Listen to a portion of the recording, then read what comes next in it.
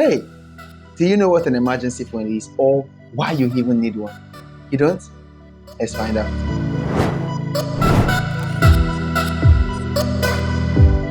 Do you ever wonder what you will do if you suddenly lose your job, have an unexpected hospital visit, need home repairs, or there was death in the family? Not to mention the major economic crisis and lockdown that happened in 2020, and you find yourself needing cash, needing money you did not plan for. Before you say God forbid, think about it. Emergencies aren't picky or selective, and uncertainties happen, and they happen to everyone. So, what's an emergency fund? An emergency fund is the money that will bail you out of those scenarios. It is a personal budget set aside as a financial safety net for future mishaps and unexpected expenses.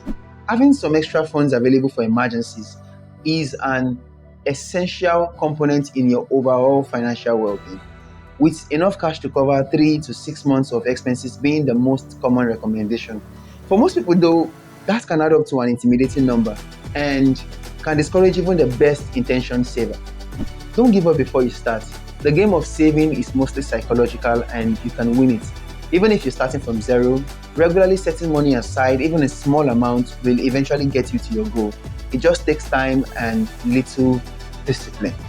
If you're ready to begin, and especially if you think you can't, here are 6 suggestions that will make building your emergency funds easier.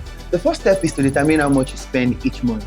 Housing, transportation, and food will likely be the categories that eat up most of your cash. Once you know your total expenses for each month, multiply the number by 3. Reaching that number would be your target. To achieve your 3-month target, you need to start saving money. Assuming your initial goal is $10,000. In order to reach that target in 2.5 years, you need to save $333.33 per month. In 5 years, that would be $166.67 per month. You can do the maths depending on what duration you choose. Just divide the goal by the number of months you intend to save.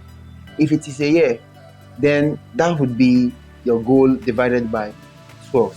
And this calculation will work on any currency. Set yourself up for success from the start. Rather than shooting for 3 months worth of expenses right away, shoot for 1 or maybe 2 weeks. Whatever makes your first goal seem doable. Now let's assume your monthly expenses are $3,000. An emergency fund could be $3,000 multiplied by 3 to 6 months. If 6 months worth of living expenses is your target, you would need to save $18,000. Now that can be intimidating. What we can do is to set a goal that is reachable and less intimidating. Let's try saving up 2 weeks worth of expenses. Since our monthly expenses are $3,000, let's divide that up into 2 places, which would be $1,500. Next, pick a duration and start saving. Buying a less expensive car the next time you're shopping for an auto and downgrading your cell phone service are 2 easy ways to come up with cash to fund your savings plan. Skipping that 2 weeks vacation, cutting down on the amount of money you spend dining out, avoiding unnecessary smartphone upgrade, and saving your next raise or bonus are also achievable methods of adding to your emergency fund. The key is to add to the fund at regular intervals. Ideally, you should treat it as any other recurring bill you must pay each month. Until you've reached your emergency fund goal, save all unexpected income. Unexpected income could come as a bonus, cash gifts, an inheritance, tax refund, or winning a bet. Say this after me. I resist the temptation to divert my emergency fund. There is always a temptation to spend when there is extra money lying around in your savings account.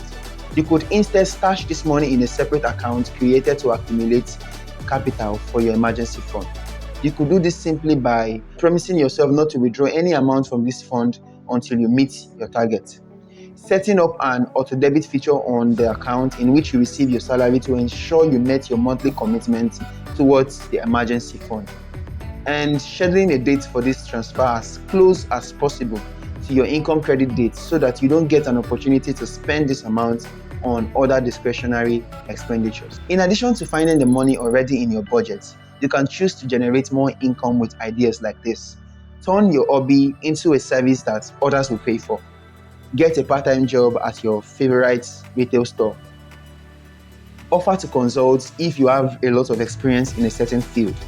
Find a side gig through an online service like Upwork or Fiverr. Sell stuff online or drive an Uber.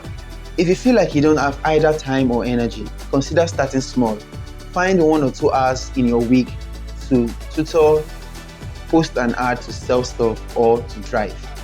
Even if you make an extra $20 a week, that's more money to add to your fund.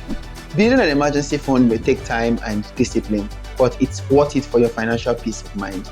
That's it for this video, guys. Until next time, my name is Simeon, and this is Uncultured Experience. Uncultured Experience.